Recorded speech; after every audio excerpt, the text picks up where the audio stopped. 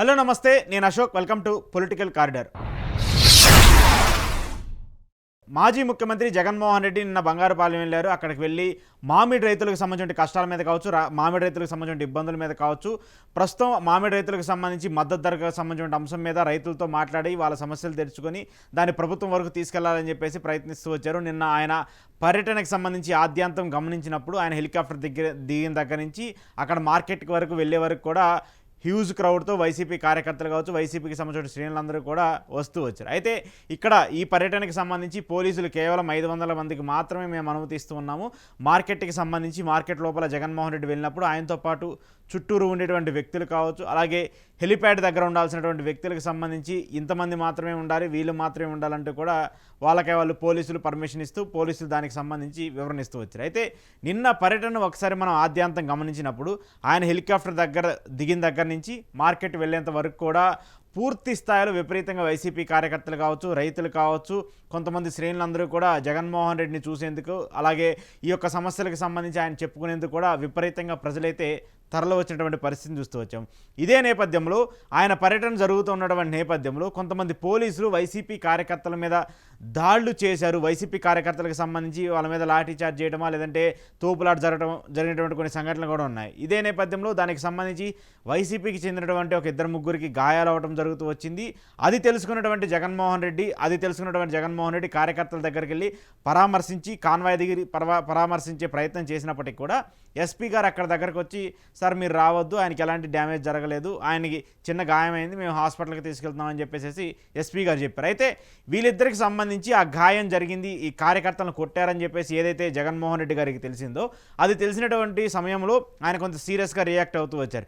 ఎందుకు మీరు మా కార్యకర్తలను కొడుతూ ఉన్నారు, వాళ్ళని రక్తం వచ్చేంత వరకు కొట్టాల్సినటువంటి పరిస్థితి ఎందుకు వచ్చిందంటూ కూడా పోలీసులకి, అంటే ఎస్పీకి సంబంధించి అలాగే జగన్మోహన్ రెడ్డి గారికి సంబంధించి ఇద్దరు కూడా కొంత మాట్లాడుకున్నటువంటి పరిస్థితిని కూడా మనం చూస్తూ వచ్చాం. అయితే ఈ నేపథ్యంలో ఈ జరిగినటువంటి ఘటనకి సంబంధించి కావచ్చు, ఈ జరిగినటువంటి పరిణామానికి సంబంధించి ఆ పర్యటన ముగిసిపోయింది.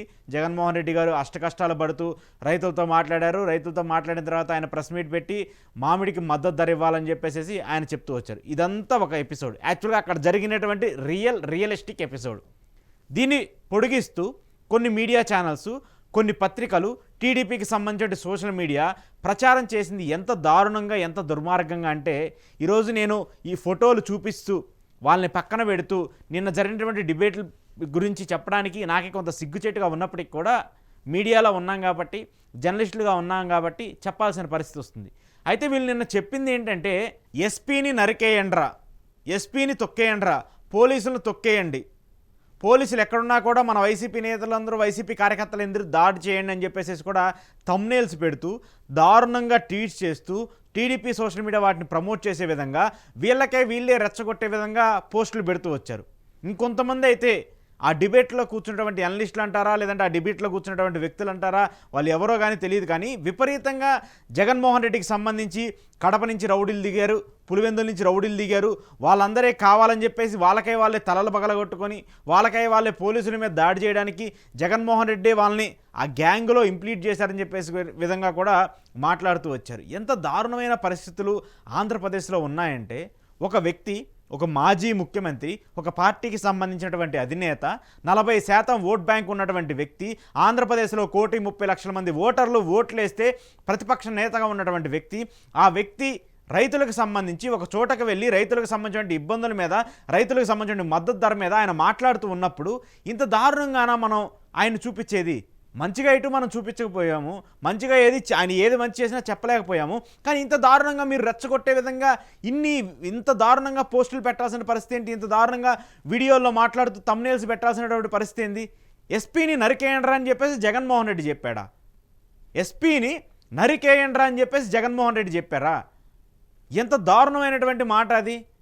నిజంగా అక్కడ ఎస్పీ ఒకవేళ నిజంగానే జగన్మోహన్ రెడ్డి గారు ఎస్పీని నరికేయండ్రా అని చెప్పారని చెప్పేసి ఆ ఎస్పీ ఏమైనా బయటకు వచ్చి ప్రెస్ మీట్ పెట్టి చెప్పాడా? కనీసం ఆ ఎస్పీ దాని మీద స్పందిస్తూ వచ్చారా? ఇన్ని మీడియా ఛానల్స్లో ఇంత దారుణంగా ట్రోల్స్ చేస్తున్నా, ఇంత దారుణంగా మాట్లాడుతున్నా పోలీసులు ఎందుకు మాట్లాడట్లేదు? పోలీసు వ్యవస్థ ఏం చేస్తుంది? మిమ్మల్ని కించపరిచే విధంగానే కదా వాళ్ళందరూ మాట్లాడుతున్నారు, మిమ్మల్ని తక్కువ చేసే విధంగానే కదా వాళ్ళందరూ మాట్లాడుతున్నారు. ఇంత దారుణంగా మీ గురించి మాట్లాడుతూ ఉన్నా, ఇంత దారుణంగా మీ మీద వ్యాఖ్యలు చేస్తూ ఉన్నా ఎందుకు పోలీసులు పట్టించుకోవట్లేదు? జగన్మోహన్ రెడ్డి మీద ఉన్నటువంటి కోపంతో, జగన్ మీద ఉన్నటువంటి ఆక్రోశంతో మిమ్మల్ని టార్గెట్ చేస్తూ మిమ్మల్ని రెచ్చగొడుతూ ఉన్నారు పోలీసులు. మీరు అది గుర్తుపెట్టుకోవాలి. పోలీసులందరికీ కూడా ఐఎమ్ రిక్వెస్టింగ్, వాళ్ళు పెట్టేటువంటి థంబ్నెయిల్స్ కావచ్చు, వాళ్ళు మాట్లాడేటువంటి మాటలు కావచ్చు, వాటన్నిటిని మీరు ఒక్కసారి చూస్తే, వాటన్నిటిని మీరు అందరిని గమనిస్తే మిమ్మల్ని రెచ్చగొడుతున్నాయి.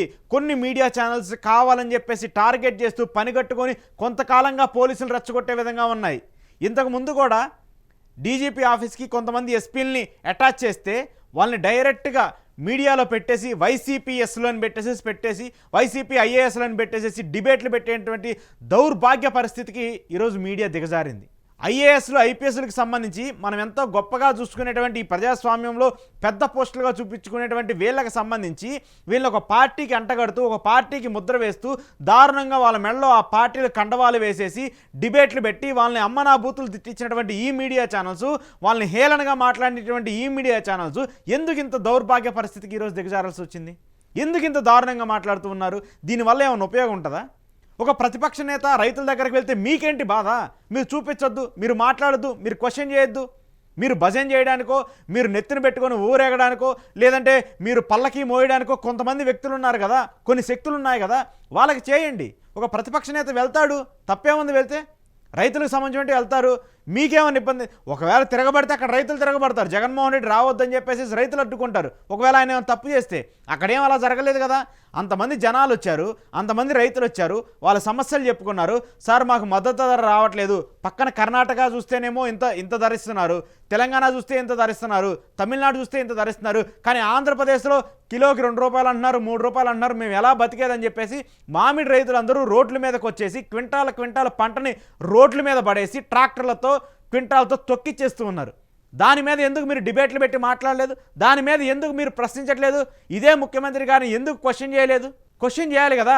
మీడియా అంటే అదే కదా, క్వశ్చన్ చేయడమేదే కదా.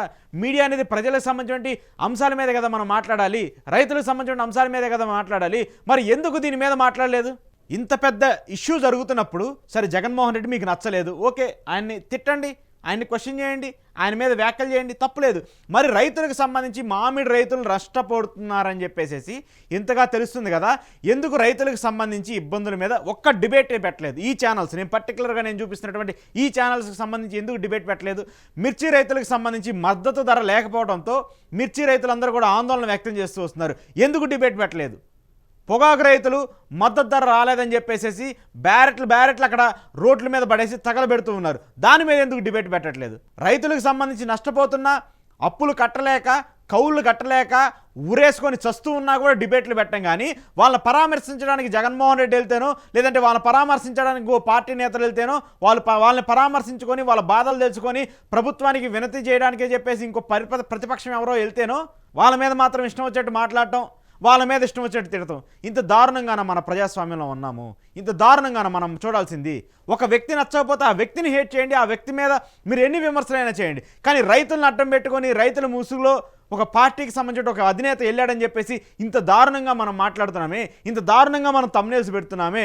దాంట్లో కూడా ప్రజాస్వామ్యానికి సంబంధించి, ప్రజాస్వామ్యానికి కనపడేటువంటి ఒక పోలీసులకు సంబంధించిన తీరు మీద ఇంత దారుణంగా మీరు రెచ్చగొడుతున్నారే, అసలు దీన్ని జర్నలిజం అంటారా? మాట్లాడాలంటే నా బాధ వేస్తుంది. ఇంత దారుణంగానా? నరికేయండి, చంపేయండి అని చెప్పేసి ఎవరిని రెచ్చగొడుతున్నారు మీరు? ఎందుకు రెచ్చగొట్టాల్సిన పరిస్థితులు వస్తున్నాయి? పోలీసులకు మీరు చెప్తున్నారా? పోలీసులను మీరు డిక్టేట్ చేస్తున్నారా?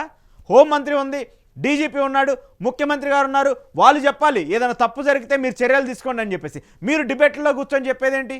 మీరు డిబేట్లో కూర్చొని ఏం మాట్లాడుతున్నారు? ఇంత దారుణంగా మాట్లాడిన పరిస్థితి. ఒక ఎస్పీని పట్టుకొని, ఒక జిల్లాకు చెందినటువంటి ఒక ఎస్పీని పట్టుకొని ఎస్పీని జగన్మోహన్ రెడ్డి నరికేయండ్రా అని చెప్పారని చెప్పేసి మీరు డిబేట్లో ఆ ట్యాగ్ లైన్ పెట్టి, ఆ థంబ్నెయిల్ పెట్టి మీరు మాట్లాడుతున్నారే, దీన్ని ప్రజాస్వామ్యం అనుకోవాలా? దీన్ని జర్నలిజం అనుకోవాలా? లేదంటే ఈ ప్రజాస్వామ్యంలో ఇంత మంచి జర్నలిస్టులు ఉన్నందుకు ఆనందంతో ఉప్పొంగాలా? అర్థం కాని పరిస్థితిలో ఉంది ఇప్పుడు తెలుగు మీడియా. ఎవరికి వారు, ఒకవైపు వర్గం మీడియా ఇంకొక వైపు వెళ్ళిపోయారు, వీళ్ళకి ఒకళ్ళకి భజన చేస్తూ వీళ్ళు ఒకవైపు వెళ్ళిపోయారు, ఎవరికి వాళ్ళు డివైడ్ అయిపోయినటువంటి పరిస్థితి ఇప్పుడు తెలుగు మీడియాలో కనిపిస్తుంది. ఇంత దారుణంగా అయిపోయినటువంటి సిచ్యువేషన్ ఉంది. ఎందుకు మీరు, నా క్వశ్చన్ అంతా ఒకటే, పోలీసుల్ని ఎందుకు రెచ్చగొట్టే విధంగా మాట్లాడుతున్నారు? I'm intimating to chief minister of Andhra Pradesh Chandrababu Naidu గారు, సార్ వీళ్ళు చేసినటువంటి వ్యాఖ్యలు, వీళ్ళు డిబేట్లు పెట్టి మాట్లాడేటువంటి వాటలు, వీళ్ళు డిబేట్లు పెట్టి చేసేటువంటి కామెంట్స్ అన్నీ కూడా మీకు ఖచ్చితంగా రాజకీయంగా నష్టం చేకూరుస్తాయి, మీకు ఖచ్చితంగా ఇబ్బంది పెడుతూ ఉంటాయి. మిమ్మల్నే క్వశ్చన్ చేసే విధంగా కూడా ఈరోజు డిబేట్లలో మాట్లాడేటువంటి పరిస్థితికి వస్తున్నారు. మన ఛానల్లే కదా, ఏం మాట్లాడినా కూడా మనం సపోర్ట్ చేయడానికే ఉంటాయని చెప్పేసి అనుకుంటే వీళ్ళు చేసేటువంటి వ్యాఖ్యలు, వీళ్ళు మాట్లాడేటువంటి వ్యాఖ్యలు రేపు మీ మెడకు చుట్టుకునే ప్రయత్నం ఖచ్చితంగా ఉంటుంది. మీకు మెడకు చుట్టుకొని మీకు ఇబ్బంది పరంగా అయ్యే అవకాశాలు ఉంటాయి, మీ రాజకీయానికి ఇబ్బంది పరంగా మారే అవకాశాలు ఉంటాయి. నిన్న జరిగినటువంటి సంఘటనకు సంబంధించి ఈ ఏడాది ఈ 13 నెలల కాలం ముగిసింది. ఆంధ్రప్రదేశ్కి సంబంధించి కొత్త ప్రభుత్వం అధికారంలోకి వచ్చి ఈ 13 నెలల్లో ఎంతమంది రైతులు బయటకు వచ్చి ఇబ్బందులు పడుతూ మాట్లాడుతూ వచ్చారు. అమరావతికి సంబంధించి అమరావతి రైతులు ఎంత పెద్ద ఎత్తున గగ్గోలు పెడుతూ అక్కడికి వచ్చి నిరసనలు తెలుపుతూ ఉన్నారు. ఇండస్ట్రీలకు సంబంధించి కరేడు అనేటువంటి గ్రామంలో మా భూములు ఇవ్వము, ఆ ఇండస్ట్రీకి మా భూములు ఇవ్వము, మా భూముల్లో మేము పంటలు పండించుకుంటామని చెప్పేసి 5,000 మంది రైతులు రోడ్ల మీద పడి ఏడుస్తూ ఉంటే, వాళ్ళని పోలీసులు లాఠీలతో కొడుతూ ఉంటే, మహిళల్ని వాళ్ళ చీరలు పట్టుకొని ఈడ్చుకెళ్తూ ఉంటే ఎందుకు ఏ మీడియా ఛానల్ క్వశ్చన్ చేయదు, ఎందుకు ఏ మీడియా ఛానల్ డిబేట్లు పెట్టలేదు? మరి మీరు రైతులు పక్షపాతిగా ఉంటే, రైతులకు సంబంధించిన బాధల మీద మీరు మాట్లాడాలనుకుంటే, రైతులే మనకు అన్నం పెడుతున్నారని చెప్పేసి మీరు అనుకొని ఉంటే ఎందుకు ఆ విషయం మీద డిబేట్లు పెట్టలేదు? వాళ్ళు రైతులు కాదా? అంటే ప్రభుత్వానికి వ్యతిరేకంగా మాట్లాడిన ప్రతి ఒక్కరిని మనం ఇలానే మాట్లాడాలి, ఇలానే తిట్టాలి, ఇలానే క్వశ్చన్ చేయాలి. మనకి ఇష్టం వచ్చినంత దారుణంగా మనం వ్యాఖ్యలు చేస్తూ ఉంటామే. అసలు ఇది మంచి పద్ధతేనా ప్రజాస్వామ్యంలో? మనం ఇలానేనా చూడాల్సింది ప్రజాస్వామ్యాన్ని? ఇంత దారుణంగా జరుగుతూ ఉన్నప్పుడు దీన్ని మనం ఎలా ఆలోచించాలి? నిన్న ఒక మాజీ ముఖ్యమంత్రి ఆ ప్రదేశానికి వెళ్ళినప్పుడు అక్కడ జరిగినటువంటి ఇబ్బందులో, లేదంటే సెక్యూరిటీకి సంబంధించో, లేదంటే అక్కడికి వచ్చినటువంటి పర్యటనకి సంబంధించి కార్యకర్తలు ఎవరో ఉన్నారు. మీకై మీరే జగన్మోహన్ రెడ్డి పడిపోయారని చెప్తారు, జగన్మోహన్ రెడ్డి ఇంకా లెగవలేడని చెప్తూ ఉంటారు, జగన్మోహన్ రెడ్డి ఇంకా భూస్థాపితం అయిపోయాడని చెప్పాడు. మరి భూస్థాపితం అయిపోయినటువంటి ఒక వ్యక్తి గురించి రోజు డిబేట్లు పెట్టి, రోజు పేపర్లో మెయిన్ హెడ్లైన్గా జగన్మోహన్ రెడ్డి ఫోటో వేసి, జగన్మోహన్ రెడ్డి పేరు పలకకుండా ఒక్కరోజన్న డిబేట్లు ఉంటాయా? ఒక్కరోజన్న మీ పేపర్ సర్క్యులేట్ అవుతుందా? ఒక్కరోజన్న మీ ట్విట్టర్లోనో, ఒక్కరోజన్న మీ ఫేస్బుక్లోనో, ఒక్కరోజన్న మీ యూట్యూబ్ ఛానల్లోనో జగన్మోహన్ రెడ్డి పేరు లేకుండా మీ ఛానళ్ళు పనిచేస్తూ ఉన్నాయా? ప్రతిరోజు ఉదయం లేచిన దగ్గర నుంచి సాయంత్రం పడుకునే వరకు జగన్మోహన్ రెడ్డి జగన్మోహన్ రెడ్డి జగన్మోహన్ రెడ్డిని జపం చేయడం తప్ప, భూస్థాపితం అయిపోయినటువంటి వ్యక్తికి సంబంధించి మీరు ఎందుకు ఇంతలావున మాట్లాడుతూ రావాల్సినటువంటి పరిస్థితి వచ్చింది? భూస్థాపితం అయిపోయాడు కదా, 11 స్థానాలకు పడిపోయాడు కదా, ఇంకా కోలుకోలేడు కదా, ఇంకా రాలేడు కదా, మరో 30 ఏళ్ళు మనమే అధికారంలో ఉంటామని చెప్పేసి ఇదే పవన్ కళ్యాణ్ గారు, ఇదే చంద్రబాబు నాయుడు గారు చెప్తూ ఉన్నప్పుడు మళ్ళీ మీరు పదే పదే అదే మనిషి గురించి ఉదయం 7 గంటల బులెటిన్తో మొదలు పెడితే రాత్రి 12 గంటల బులెటిన్ వరకు ప్రతిరోజు, ప్రతిసారి, ప్రతి నిమిషం జగను జగను జగను జగను. అయిపోయిన వాడి గురించి ఎందుకు ఈ భజన? వాళ్ళ ఛానల్లో కూడా అన్నిసార్లు, వాళ్ళకి సంబంధించిన పేపర్లో కూడా అన్నిసార్లు జగన్మోహన్ రెడ్డిని చూపించుంటారేమో. మీరు చూపించినంత ఇంట్రెస్టు, మీరు ఇచ్చినటువంటి పబ్లిసిటీ, మీరు చేసేంత ప్రమోషను సొంత ఛానల్లో, సొంత పేపర్లో కూడా చేసి ఉండవు.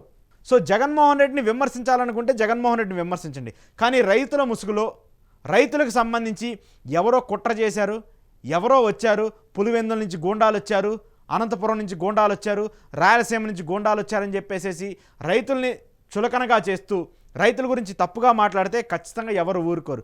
దాంతోపాటు పోలీసు వ్యవస్థకు సంబంధించి లేనిది ఉన్నట్టుగా జరిగిందని చెప్పేసి మనం మాట్లాడేటువంటి మాటలు కావచ్చు, మనం ప్రచారం చేసేటువంటి వార్తలు కావచ్చు, ఏవైతే జరుగుతూ ఉంటాయో అవన్నీ కూడా ప్రజలు చూస్తూ ఉంటారు. ఒకరోజు వస్తుంది ఖచ్చితంగా, ఈరోజు మన రోజు కావచ్చు, కానీ రేపు వాళ్ళకంటూ ఒక రోజు వస్తుంది, ఇంకొకరికంటూ ఇంకో రోజు వస్తుంది. ఆ రోజు వచ్చినప్పుడు మనం ఇప్పుడు ఏవైతే నిందలు వేస్తూ ఉన్నామో ఆ నిందలు రేపు మన మీద కూడా పడతాయి. ఆ నిందల్ని భరించడానికి మనం సిద్ధంగా ఉండాలి. అలా సిద్ధంగా ఉండామంటేనే ఇలాంటి జర్నలిజాన్ని, ఇలాంటి రాజకీయాలు చేయండి. ఇప్పుడు జర్నలిజం అంటూ కూడా లేదు, ఇప్పుడు జర్నలిజం బతికే స్వేచ్ఛ కూడా లేదు. అంత దౌర్భాగ్య స్థితిలో ఇండియా మీడియా, మెయిన్గా ఇండియాకి సంబంధించినటువంటి మీడియా వ్యవస్థలు తయారవుతూ వచ్చాయి. సో కాబట్టి ఇప్పటికైనా పోలీసులకు కావచ్చు, అలాగే ప్రభుత్వానికి సంబంధించి sir be aware of this type of journalist, అలాగే వాళ్ళు టెలికాస్ట్ చేసినటువంటి న్యూస్కి సంబంధించి కావచ్చు, వాళ్ళు చెప్పేటువంటి మాటలకు సంబంధించి కావచ్చు, మీరు రెచ్చిపోయో, వాళ్ళు రెచ్చగొట్టారని చెప్పేసి మనం రెచ్చిపోతేనో, లేదంటే వాళ్ళు ఏదో మాట్లాడారని చెప్పేసి మనం వాటిని పట్టించుకుంటే ఖచ్చితంగా ప్రజాస్వామ్యబద్ధంగా చాలా ఇబ్బందులు రాబోతూ ఉంటాయి. దాంతోపాటు ప్రభుత్వాల్లో ఎవరు శాశ్వతంగా ఉండరు. రేపు ఇంకొక వ్యక్తి వస్తాడు అధికారంలోకి, జగన్మోహన్ రెడ్డి వస్తాడా లేదని పక్కన పెట్టేది, రేపు కాంగ్రెస్ పార్టీ రావచ్చు, రేపు కమ్యూనిస్టులు రావచ్చు, ఇంకొకరు రావచ్చు. వాళ్ళు వచ్చినప్పుడు కూడా ఇట్లాంటి పరిస్థితులే ఉంటే మన పరిస్థితి అప్పుడు ఎలా ఉంటుందో కూడా ఒకసారి ఆలోచించుకోవాలి. సో ఏది ఏమైనప్పటికీ నిన్న జరిగినటువంటి పర్యటనకు సంబంధించి ప్రధానంగా రైతులకు సంబంధించిన అంశం జరుగుతూ ఉన్నప్పుడు రైతుల్ని కించపరిచే విధంగా, పోలీసుల్ని కించపరిచే విధంగా, వాళ్ళని రెచ్చగొట్టడానికి మీరు డిబేట్లు పెట్టి మాట్లాడినటువంటి మాటలు ఖచ్చితంగా ఆక్షేపణీయం. వాటిని మీరు ఇలానే కంటిన్యూ చేస్తూ వెళ్తే మాత్రము రాబోయే రోజుల్లో మీరు చాలా ఇబ్బందికర పరిస్థితులు ఎదుర్కోవాల్సి ఉంటుంది.